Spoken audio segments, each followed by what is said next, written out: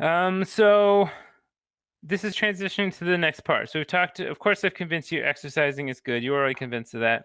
Of course, we've talked about, I've convinced you it's still possible to do during a pandemic, even without going to the gym, and that there's about 1 million options of ways to do that. But the next step, of course, besides making sure it's something you like, which is your first step, because then you're more likely to do it, is make it a habit. Not easy. They say it takes a month to build a habit. Really depends on the habit, but that's a good rule of thumb. So it's going to be something you're going to have to do for a while. So you want to set yourself up for success. So it's not a slog, but just know that even if it is a slog, it becomes less of a slog after a month once it's a habit. One way to get yourself started is start with some small goals. Any exercise is better than the zero you might have been doing before you made this New Year's resolution, or this just mid-year's resolution at this point.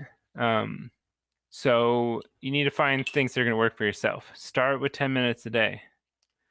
Don't think all or nothing is the only way it goes. Don't think just because you've been doing some 10-minute workouts for a week and you haven't lost a million weights, or you're not some super buff person all of a sudden, that you have failed at working out. No, you're still ramping up. We're starting to build a habit. It's not the all or nothing. So you start with that. Some other things are using a device to track your steps. You make a goal with that. This is just an example of a goal. As you say, 10,000 steps a day might be my ultimate goal. But for the first couple weeks, 5,000. You try to incorporate it into your usual routine. For example, working out during TV commercials. I'm going to emphasize here the routine part of it. However it works in your routine, you'll find what works. That's where you put it, and that's where you do it. It's not everyone has to wake up at 5 a.m. Maybe that's what works best for you. I was never like that. I'm an after work workouter. Some people way too tired after work. My energy ramps up later in the day, so that was my time. Plus, it's not as likely to be 1 million degrees out. So finding what works for you. Saying, oh, on these days when I get home, I work out before dinner at this time.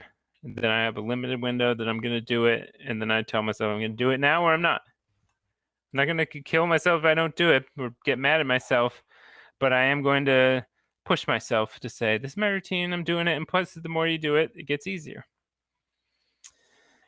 You make your decision to work out more visible. Again, it's visible in my own head if I have a routine. I know it's 5 o'clock. I know this is when I work out. But other tricks you can do, like putting a workout gear. Or what my wife does, she has a calendar, right? And she puts an X when she does a certain workout, or O, she's got some whole thing. And that calendar is prominent. So if she hasn't worked out yet this day, she's looking at that going, am I going to do it or not? She's not going to forget. She makes a conscious decision to work out or to not, and that's okay. But you make it conscious. You don't just forget to get swept up in the day or whatever. Again, you just keep at it. It does get easier.